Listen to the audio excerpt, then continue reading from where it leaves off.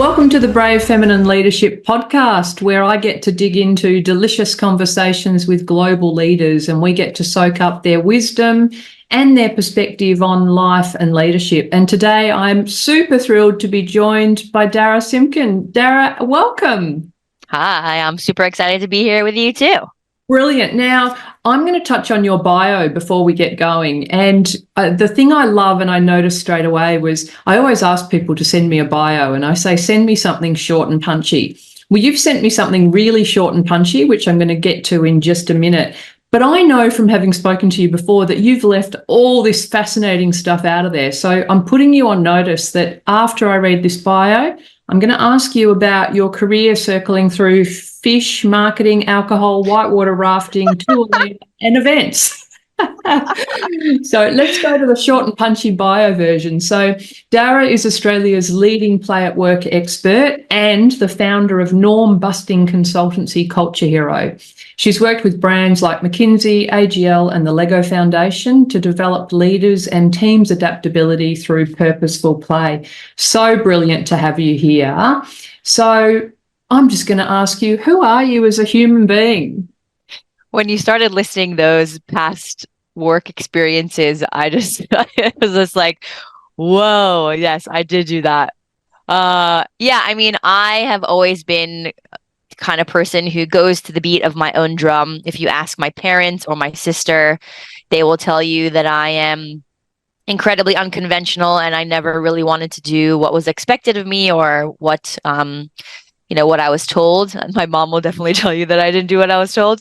But yeah, I have always been an incredibly outgoing, extroverted, playful kid. There's stories of me like brushing my kinder teacher's hair.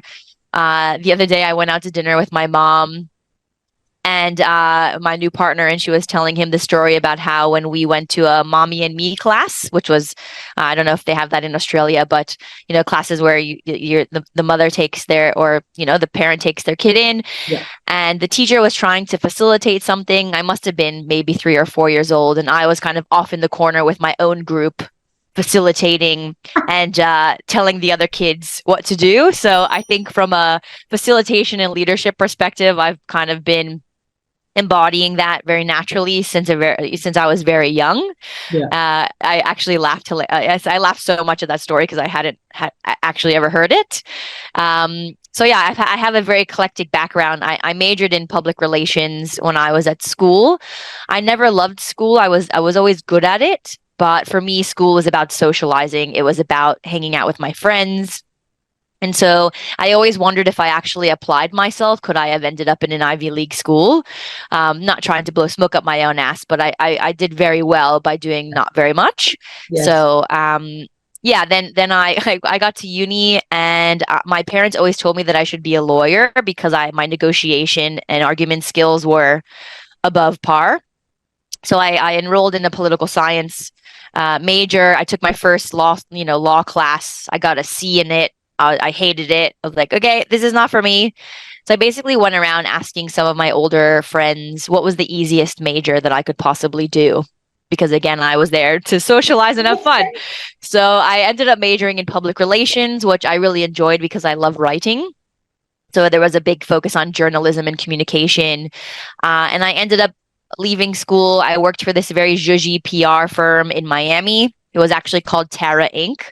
Mm-hmm. So I was her executive assistant, and it was hilarious because I would say, hi, this is Dara calling for Tara. And also it was like the Devil Wears Prada. She was this crazy middle-aged woman with heaps of plastic surgery. She had a huge gold Versace necklace that she used to wear. I actually pretended that it was the devil. I called it Lucifer Wears Versace. And the first thing I ever had to do when I came to be her assistant was get the barnacles scraped off the bottom of her boat.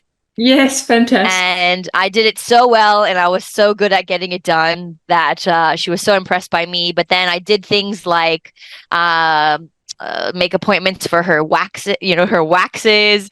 I used to bid on things for her on eBay. We would go into her closet and pull out her clothes to take photos of them. She had a very big obsession with eBay. And yeah, it was Yeah, yeah. Quick aside, we all need someone like that. So it sounds perfect. Well, I was pissed because I had applied for an executive assistant role, not a personal assistant Yeah. role. So after a few months, I said to her, "Look, I haven't touched anything to do with PR." And I was fresh out of the gate. So I knew all the AP style, all of the punctuation. So a lot of the account executives were counting on me to proofread their press releases because I was so fresh. And again, being the kind of unconventional bit of like rowdy person I am, I started not doing my hair or wearing makeup. And she called me into her office. She's like, "Dara, I've noticed that you haven't been taking much pride in the way that you look lately. And I want you to know you're a representation of me." And I said, "Well, I'm a little bit upset because I haven't been given any real work. I'm making you salads and making your Brazilian wax appointments." And so she said she would give me more work. She never did. And then I quit. Yes. And she had me escorted by the gay accountant. This was the first serious role. This was my first ever job. Yes. This was my first ever job. Then I went off to another PR firm, which was franchise PR. So I was like writing press releases about a wing shop that opened in But Nowhere, Tennessee. So that was a little bit boring too. And then, I found a job with Chambord liqueur. I don't know if people are familiar with the raspberry liqueur. It's got a gold. Yeah. I was a brand ambassador for them. And so I went out into, to South Beach and into Miami, and I threw parties and I got it on the menu. I was in my mid-20s. That was an amazing, super fun job. And then amongst all that, I won an all expenses paid trip to Tasmania. I entered a video competition in 2009 with my best friend, and we won 6 weeks in a camper van, driving around Tasmania, doing everything under the sun. We did a 7-day rafting expedition down the Franklin. We went skydiving, hang gliding. We went in trains and planes. We even got interviewed on ABC radio in Tasmania. We were like these local celebrities driving around Tasmania. Can you still dig that out somewhere? Oh, actually, I might be able to. I haven't thought of it or found it in ages. But yeah, that's how my kind of journey being in Australia started. Entering this competition that I found online, and came here, in 2009 December. Did the working holiday visa for a year. Met some amazing people in the Burning Man community. I'm a big festival goer. I love Burning Man. It's a big part of who I am as a playful person. And I plugged into the Burning Man community here, was like, these are my people, figured out how to get sponsored through my work, and left and came back. And I've been here in total for about 13 years, and I'm a citizen. So Australia is my home. It's home. It's my terrible Australian accent. Australia. You need to put a bit of work on that. I agree. So no worries. So it's Australia. Australia. So let me ask you, how do you become a play expert? I mean, it's so clearly part of your brand. I mean, I just love how you describe yourself as a playful person. It's all in there. But how do you become our leading expert in play? The first iteration of my business, I actually first started out as a coach. I coached a lot of leaders and a lot of professionals. I established my coaching business when I first started here. I did marketing for a couple of years, which was what I had been sponsored to do. But then once I was able to get my PR, I knew that I really wanted to support people. I've always been a huge fan of self-development. I've been in that space since I'm probably 20. The first book that I ever read was A New Earth by Eckhart Tolle. And just that whole concept of consciousness and ego, it just really resonated with me. I had a very strange upbringing around religion when I was a kid. And so for me, it was almost like speaking to that more spiritual side of me that I hadn't connected with yet. Mm-hmm. And so I had to coach myself when I first arrived. I was in my late 20s. I had uprooted my life to another country. I'm like, what the hell am I doing? Mm-hmm. So I had a lovely coach who was actually a brother of a friend of mine. And one day he said to me, "You should be a coach." I was like, okay, sure. So I got my coaching certification, went out. I knew the coaching business was like a bit wishy-washy, not regulated.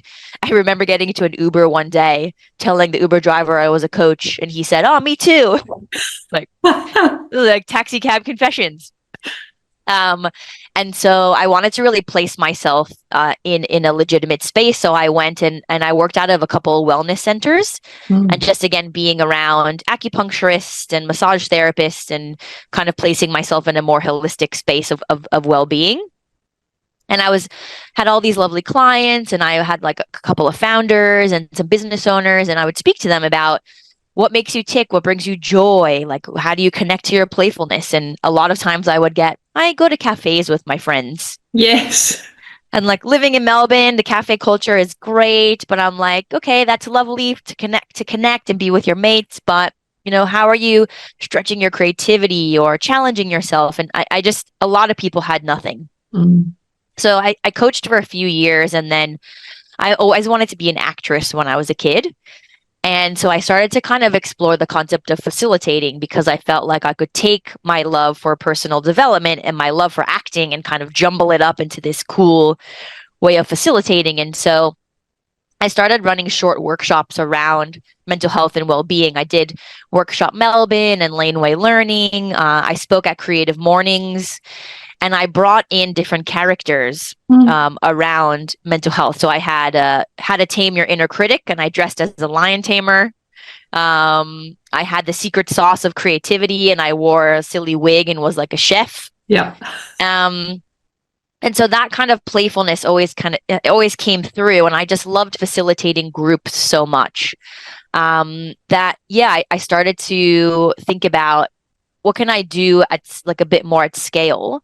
And so I decided I wanted to do an adult summer camp.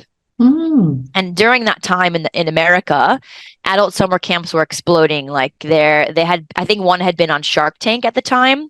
And so they were popping up everywhere, and they were super successful. So I'm like, yes, I'm going to be the first person to bring an adult summer camp to Australia. Yeah.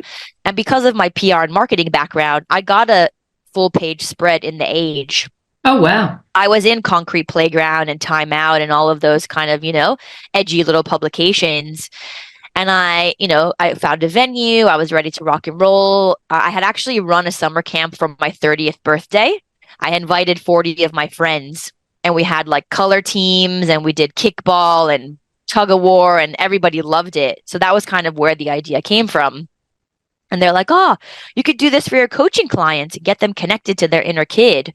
So the camp was called Camp Kid in You. And I'm watching the article come out and seeing how many hits, and then I sold 3 tickets. Right. And I was like, okay, shit, this is not actually a feasible way. I need at least 4 people to have 4 teams. Did you get the 4th person? I didn't. Okay. And so, I don't have a scary relationship to failure. I always see failure as an opportunity. So instead of just kicking the can and saying, oh, forget this, I was like, okay, what am I actually trying to do here? At the core of this, it's connecting adults to play. How can I do that in a different way? And I actually had a chat with a friend who was in branding, and she said, Dara, Australians are more interested in spending money on their professional development than their personal development, which for me was a big shock, because in America, you've got like your guru and your kinesiologist and your whoever else. And I think that Australia is starting to quickly cotton on to that. That's my Australianism for you. And so I was like, okay, I'm going to look at play at work. What is that? So I started Googling. I found IDEO, who is an amazing design thinking organization in Silicon Valley. I discovered Dr. Stuart Brown, who is the leading play researcher, who's been studying play for most of his life, and he's 91. So I reckon since he's like 30, so probably the last 60 years. And I just started, looking into Google a little bit and Pixar. And there's also this really cool company, I think they're in Michigan, called Menlo Innovation. And I was just trying to figure out, like, what is play at work? So this was back in 2016 that I was exploring this. And then I just went into like full research mode. I picked up every book that I could possibly find that was about creativity, play, human behavior around anything like that. And I just read. And then I just started designing small sort of lunch and learns and things like that. And I went out to the big corporates like ANZ and NAB, and I think I did like something for Bupa, and just ran these really short, snappy, like, what is play? Threw in some improv, and people were into it. So um, I actually ended up running the weekend in the end because I had already committed quite a bit of money to making it happen. But I pivoted into, instead of it being play for personal, it was play for work. Okay. And I managed to scrape like 12 people there. I charged like $200 or $300 for a fully catered whole weekend, brought some other facilitators in. And for me, that was really an MVP around, do people give a shit about play? And can I change their minds about it? So we started the weekend. What is play? It's fun. It's games. It's connection. It's friends. It's sports. And by the end of the weekend, play was vulnerability, curiosity, imagination, creativity. So it was obvious that the possibility of shifting people's mindsets around it was there. So yeah, that's kind of the origin story of where it all happened. My business first started as Project Play. Did a lot of workshops around Australia, had a cool gig that I did randomly in San Francisco. And then I realized that I wanted the business to be more than just me. So I brought my first employee on who was amazing. And we realized that we really needed to rebrand in order to make a business and not just me as a sort of thought leader. And we rebranded to Culture Hero, which was right before COVID. So we like had our great brand launch, woo, Culture Hero. And then it was like, let us just survive through COVID.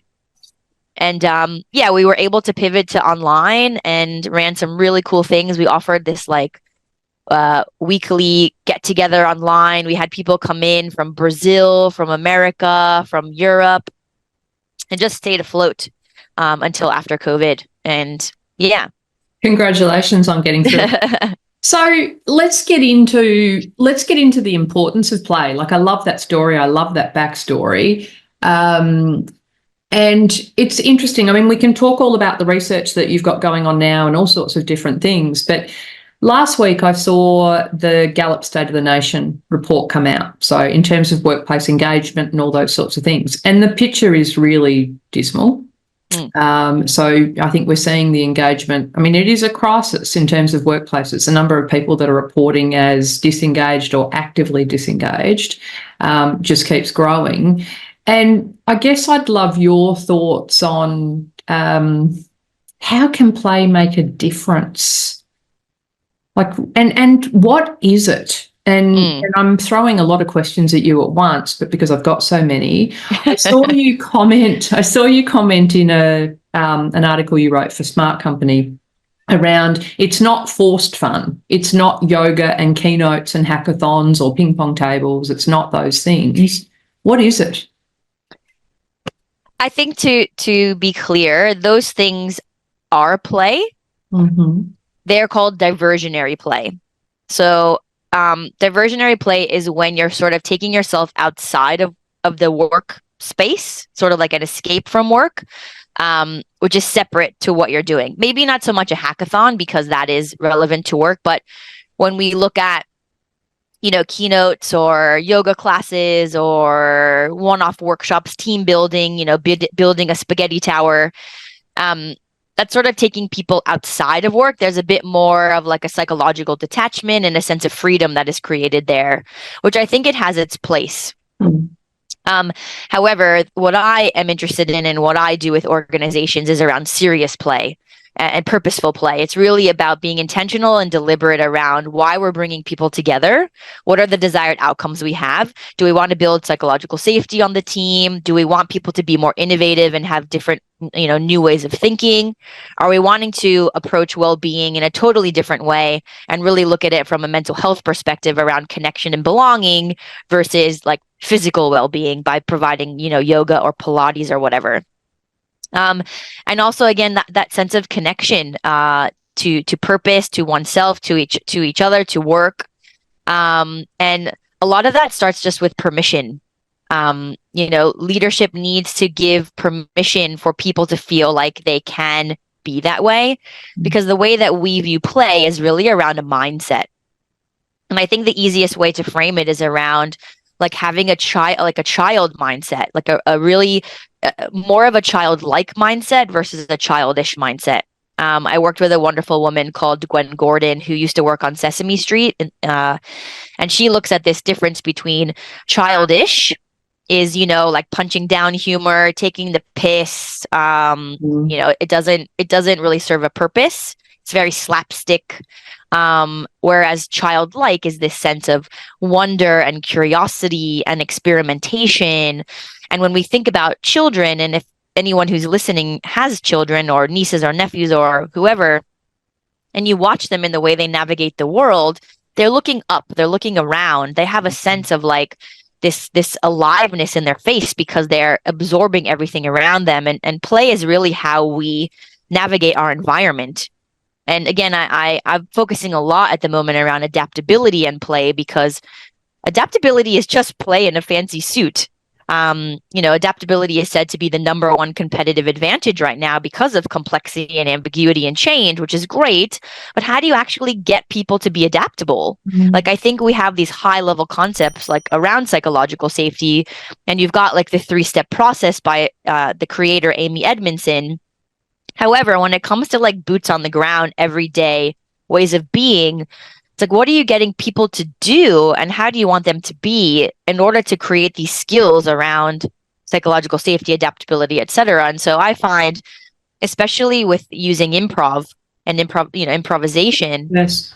like that is probably the number one tool that we use at Culture Hero. Because when you think about adaptability and connection, and collaboration, especially like people who have ever seen an improv show or who've been to, seen Whose Line Is It Anyway, improvisers are the most adaptable, collaborative people on the planet. They are in the present moment. They are always listening. They're always ready to support the other person. They are always saying yes and building on each other's ideas. And I think, I feel like if you take a child and an improviser, they would probably be your best employee ever when it comes to the future. Like, if you could have a 10-year-old improviser, they could be your next CEO. I love that so much. And it's interesting. I just recently listened to Adam Grant's audiobook, Hidden Potential. And he talks a lot about deliberate play. I think it's another book where he talks about deep fun, which is solving meaningful problems with great colleagues. But there was an interesting thing there where he talked about deliberate play, and I think he was talking about Steph Curry, basketballer at the time, when he was talking about it. And it was transforming situations, so that people rediscovered their love of learning or their love of solving things. Is that similar to what you're talking about? I mean, I love the improv theme and I've got a lot of comments to make on that too, but let me just pause quickly on the Adam Grant stuff. Yeah, I mean, play is our brain's favorite way to learn. There's actually a process in our brain that happens when we play. We're developing new neural pathways. And also there's a process called synaptic pruning where, because our brain is so efficient and we have, this opportunity to create patterns of behavior and rituals and habits, that play actually helps us it's almost like a gardener to kind of weed out the things that we're no longer using to make way for these new synapses of when we're learning new things. And when we're learning new things, it's like our brain is exploding. And so, when we want our people to be approaching things with fresh eyes or trying to solve problems in new ways, like we need that level of like neurological happenings to be going on. And so like, I think that the way that I try to explain it is I liken it to going to the gym. Like, if an organization doesn't already have a playful way of being, and oftentimes when it's a startup, like I love Heaps Normal for an example. I've spoken to Andy Miller, the CEO, and he's a legend. And it's like they are just playful because that's the way that they have started their business. Like, if you look at their marketing, they're not approaching people drinking non-alcoholic beer because beer is bad and you become an alcoholic and you die. Do you know what I mean? Like, they're approaching it as like, even the name, like Keeps Normal, and like all their marketing is really fun and interesting and engaging, and it's trying to get people to drink non-alcoholic beer from like a joyful place, not a place of like doom and gloom. And so, you can be playful in the way that you approach your messaging, what is it called? Who Gives a Crap is another one. Oh, yeah. Like play can be injected into so many ways that you communicate with your stakeholders or your customers, or the way that you communicate internally. It's just kind of letting go of this idea of seriousness equals success, because that Yes. is not that is a fallacy. Yes. There is no data that supports the fact that if we are serious, we're going to be successful. And I think that, I take it back to the 500 years ago when the Puritan work ethic came into the mix, where it was like play was vilified, and work was salvation, and you would get success and all the things you could ever dream of by working your ass off.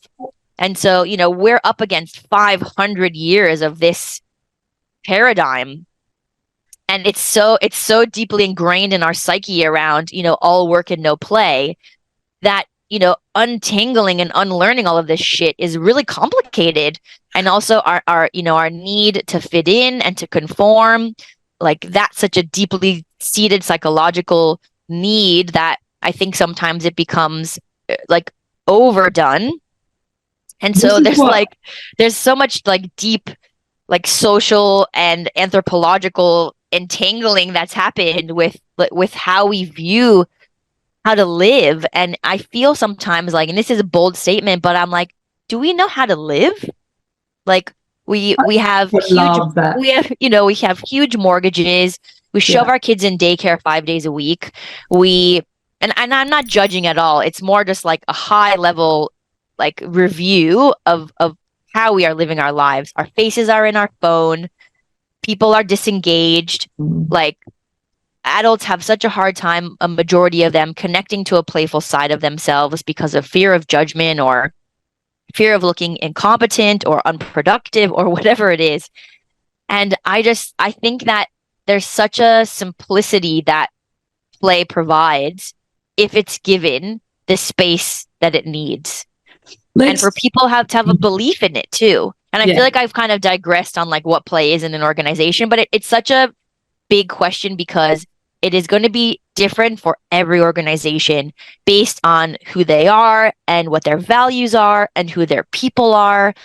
And so it's really about getting granular around like, why do we want to play? Like you have to go to ground zero of like, why do we want to play? What do we want to get out of playing? What do we agree to around how we're going to play? Who's going to be in charge of this? Like who is wanting to lead this space? We need people who are passionate about it. What resources do we need? What do we have? What do we need? What is the space mentally and physically that we need to create? And what time are we willing to commit? Is it 5 minutes at the start of a meeting? Is it 30 minutes at the end of the day? Like there's just so much questioning and uncovering that needs to happen around why are we doing it in the first place? And that's why so much of it falls flat. It's like, cool, we're getting together and we're going to do a treasure hunt and it's going to be awesome and everyone's going to have fun.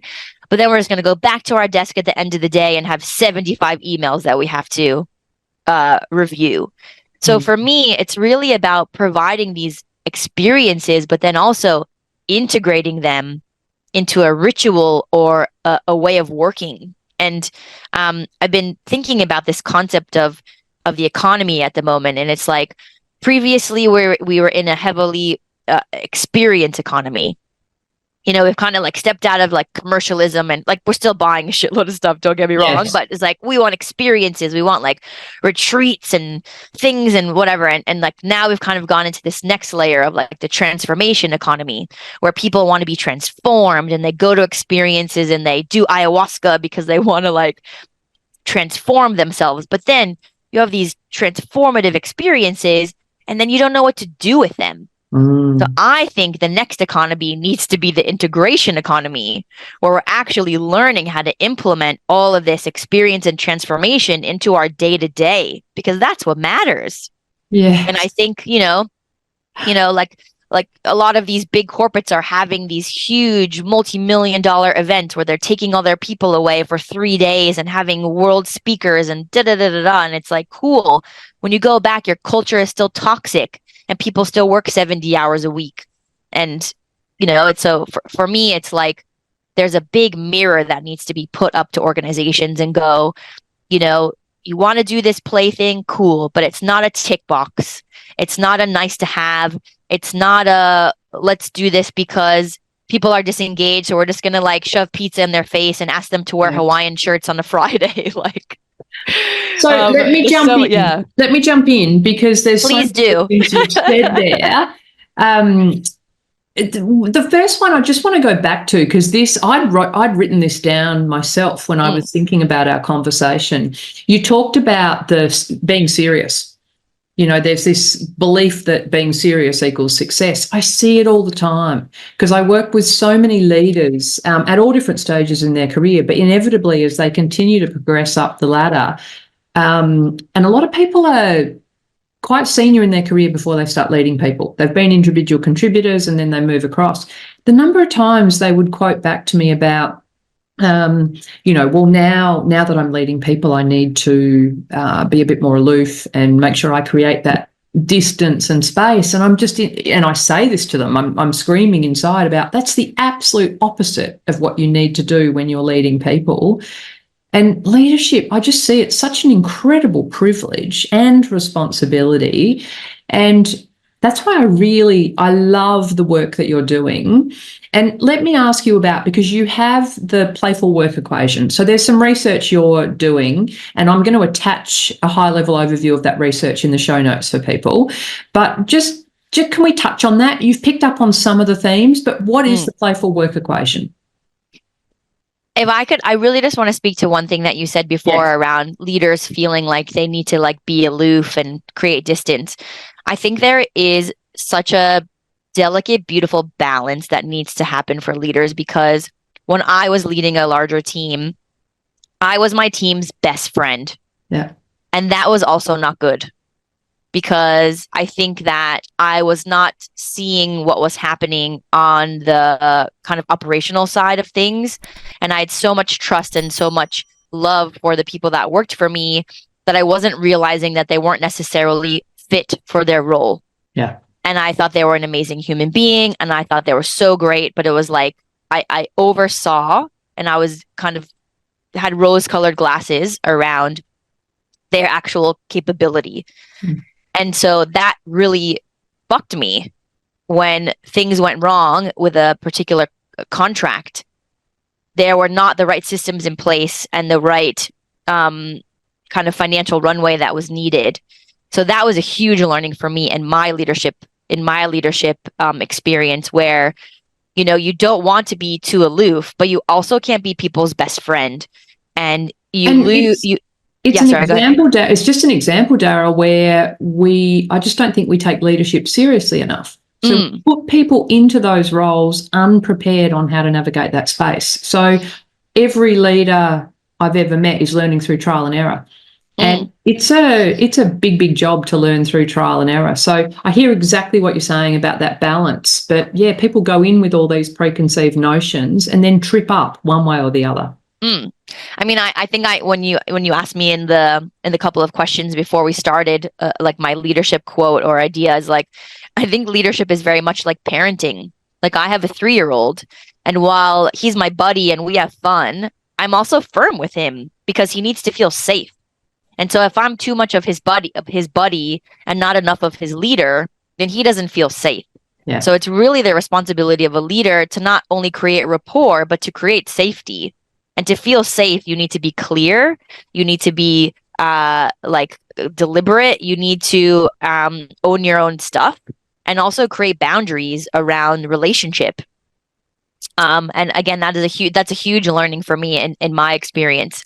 So yeah, I just wanted to touch on that because I think for the listeners that really resonates with me. And I think there is a very delicate balance between, finding that lovely connection, but don't take it too far to where you can't see the forest through the trees around what's happening because and you're uncomfortable because you love them. Yeah. Yeah. because they're your best friend. So yeah, I in 2022 and 21 as well, we had the opportunity to work with the Lego Foundation to really explore what play needs in a workplace in order to thrive. And my research team, they read like thousands of pages of preliminary research, conducted over 700 interviews.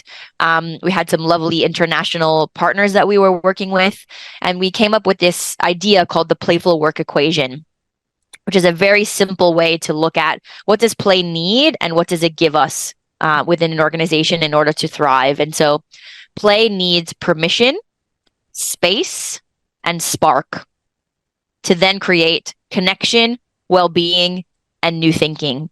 And so just to break it down, I spoke about it and touched on a lot of these concepts already, but permission is really coming from leadership around permission to just explore. I use the example of Google's got a 70-20-10 rule where 70% is their work, 20% is improving that work, and 10% is just new ideas, thinking of cool stuff. So people are so bogged down with the everyday that there's not a lot of permission and opportunity to like zoom out and think of possibility. Because I think, again, with the rapid pace of change, like you need to be coming up with interesting and new stuff all the time, to, products and services, and engaging your clients and your customers. So permission is really about creating that space and modeling it as a leader. It's like that psychological safety piece as well, and giving people some time to have some focused imagination is what I would really call it. Getting people the opportunity to question things and be curious and challenge stuff as well, if they see something that isn't working. The other piece is like this idea of space. And so a lot of times we feel like we're just on this hamster wheel. And so there's this idea of like your workload and your physical environment and the digital environment. So workload is obviously around mental space. Like, do you even have the mental capacity to think about being more playful? And then also, does your physical space invite that? Oftentimes, we walk into an office and it's white and gray and it's a cubicle.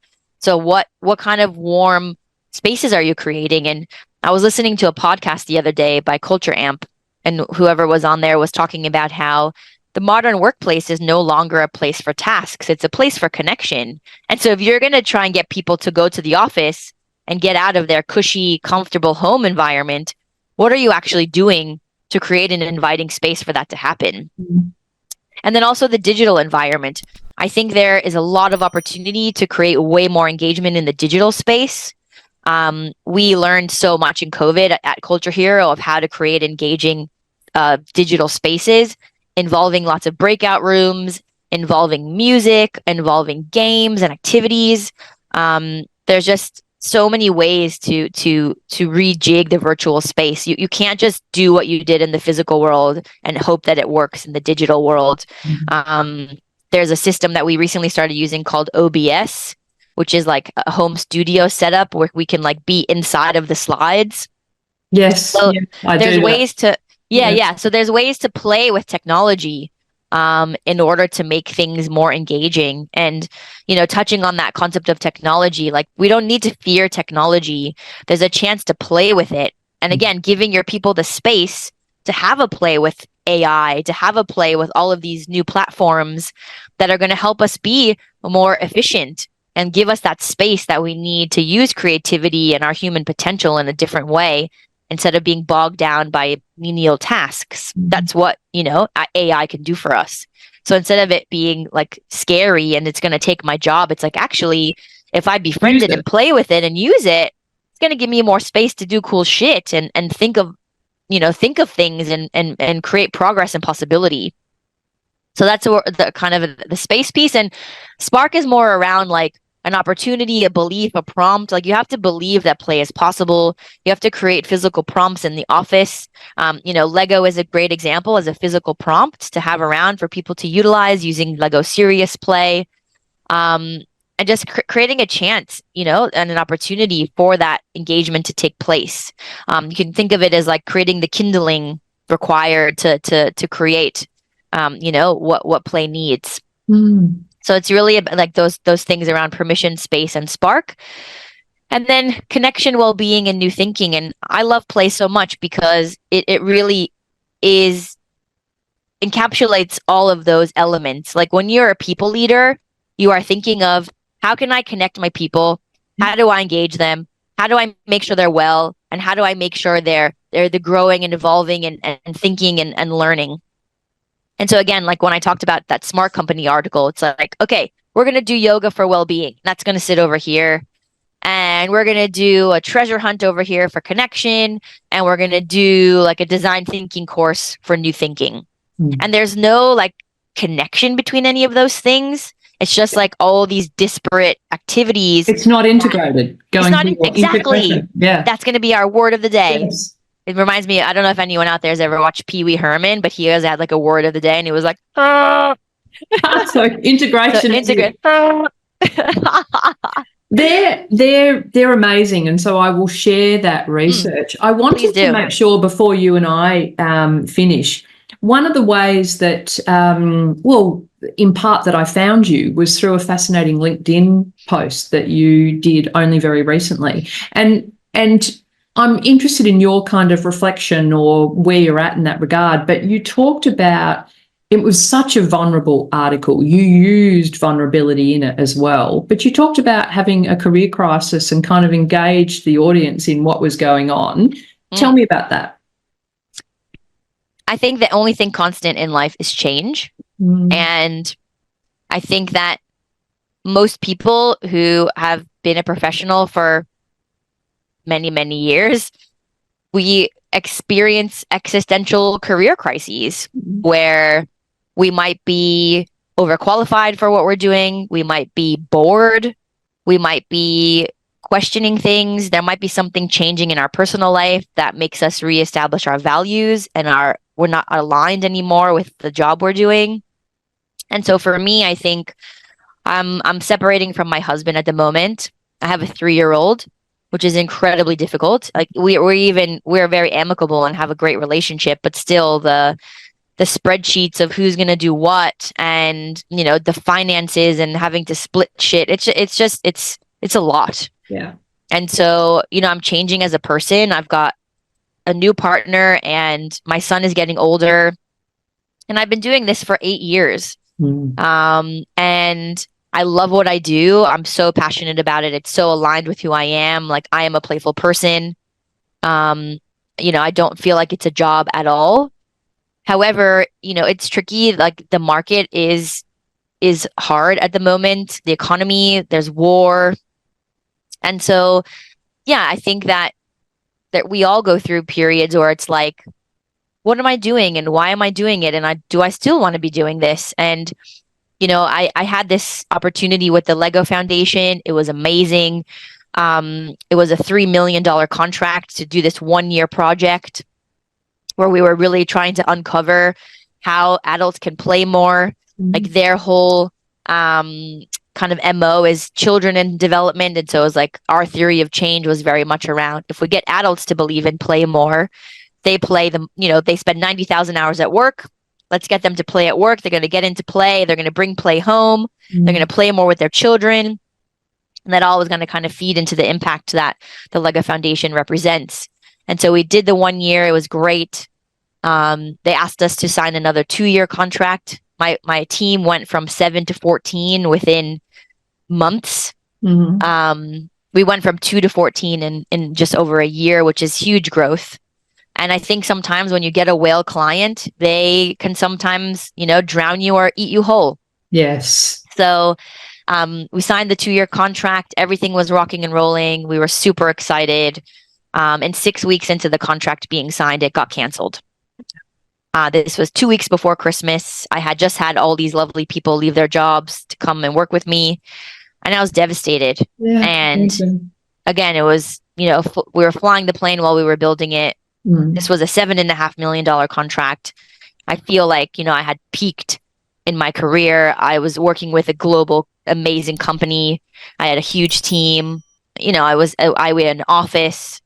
And then I kind of liken it to climbing a mountain and then being pushed down the other side. And yeah, that was a lot to pick up the pieces. My son was like 1.5 at the time. My husband had just been diagnosed with MS. It was fucked up.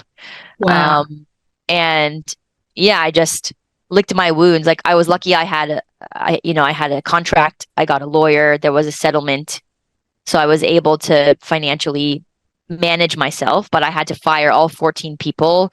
I had to get rid of my office. Like it was probably one of the worst things that has ever happened to me. And I can say it now without crying because it's been a couple of years now. Yeah. But yeah, I think that happening just, it takes the wind out of your sails and it makes you a little bit jaded. Like it can't not. I am a very optimistic person, and like I said before, failure, I don't fear it, but this was totally unexpected Brutal. and fucking brutal. Brutal.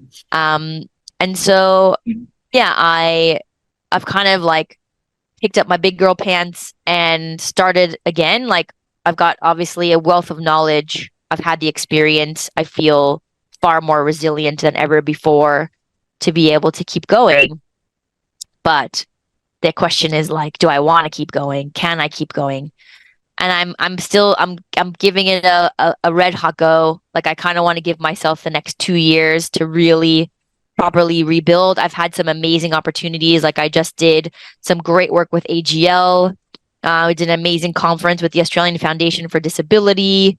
We did an awesome retreat with Atomic 212, who's one of the leading media agency. So people are still contacting me. I still have great clients. I'm still, doing things. But yeah, I think for me, like there's a real leveling up around impact that I feel like I need, approaching 10 years of this. And I recently got interviewed in HR Daily, which is like a human resources publication. And the big theme that was like this concept of like, are leaders brave enough to do this? Because, play is fun in games, but it's also scary because it's different and it's unconventional and it's not what people are used to. And I'll never forget, like in this Smart Company article, I pitched a creative agency who wanted to do a leadership program, and we pitched it around like playful leadership, and it was really focused around human skills. And we were up against this other like white dude who was in the army, and they chose him. Yeah. And it was like, one of the people leaders actually, I think, kind of slipped up and said we were going for the safe option. And I was shocked. And I was like, what is a creative agency doing with a safe option? Like that just seems ironic and weird. And that for me was just like a really big, I don't know if it was a wake-up call necessarily, but it was like, why are people still doing safe? Like that is not what the future is. It is not safety. It is not the boring middle. It is, it's experimenting and pushing the edges and challenging the status quo and going, we don't want to do this shit the same anymore because it's not working. And like you said, engagement is at all-time low. Australians are some of the most stressed and burnt out professionals on the planet. Like this is serious. And I think a lot of leaders just continue to be reactionary. Like they're just sitting with their arms crossed going, I'm just going to wait till the shit hits the fan before I do anything because why bother?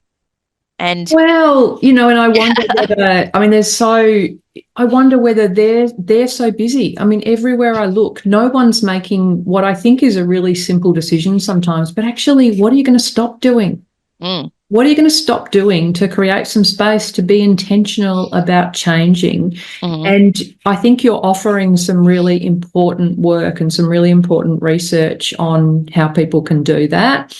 This sounds like, and what a crap period of time you've had, but yet here you are, with, I think what you described earlier, that kind of childlike wonder and curiosity about what might be there. And I love how in that LinkedIn post you kind of really just led, there was no hiding behind that. It was sort of out there and open and honest and vulnerable, which I really loved. perfect time for me to ask you the question I ask everyone, which is, from your perspective, what does brave feminine leadership mean, and do you think it needs to change? I think brave feminine leadership is really about saying, fuck the system, and not allowing ourselves to be put in this like gender paradigm of like men being more competent or whatever. I don't even know. Like the patriarch still exists. Like we are still underpaid. Like I'll give you a perfect example. Like I've been the breadwinner of my relationship. But when you go to the court system, you know, it still looks at 50-50 split. You know, it's based off of the man being the breadwinner, going to work from 9 to 5, the woman staying home and cooking and cleaning and being the, you know, the primary carrier of the child.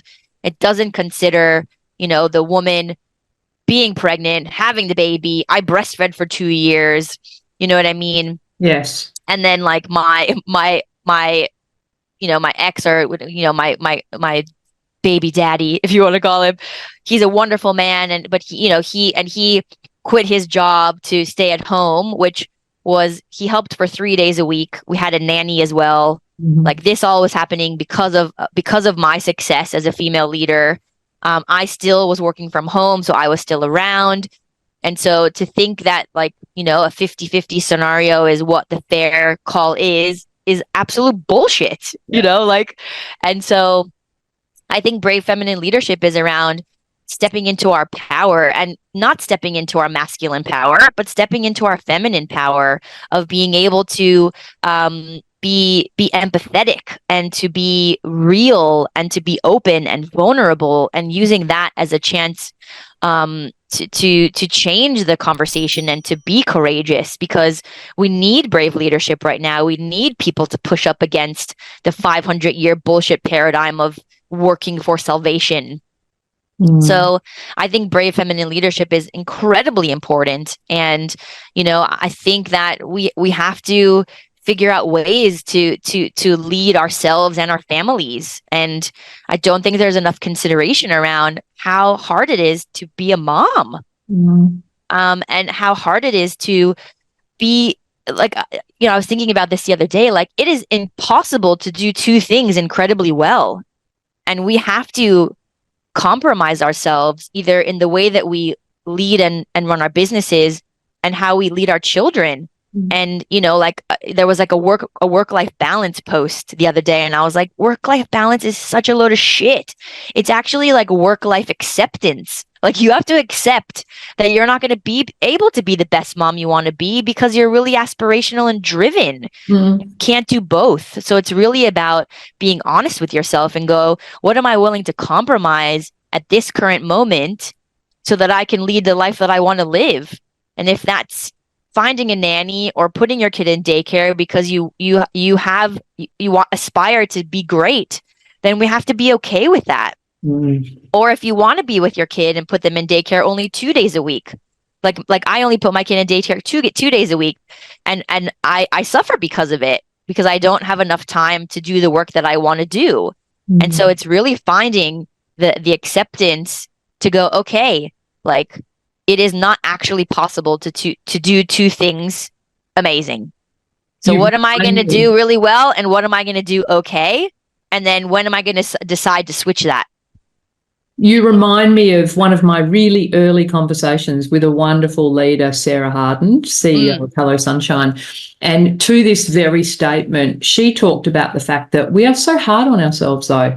And where's the chance to zoom out and go, okay, I may not have been the best mum this month, but I nailed work.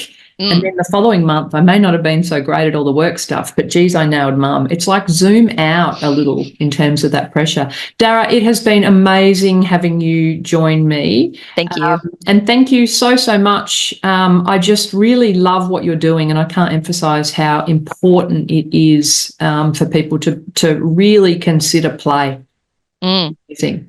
Yeah, I mean, I would just like to say, if you are a brave feminine leader out there and you want to explore this and you want to take your culture to another level and do something really unconventional and amazing for your people, then give me a call. 1-800-PLAN. Love it.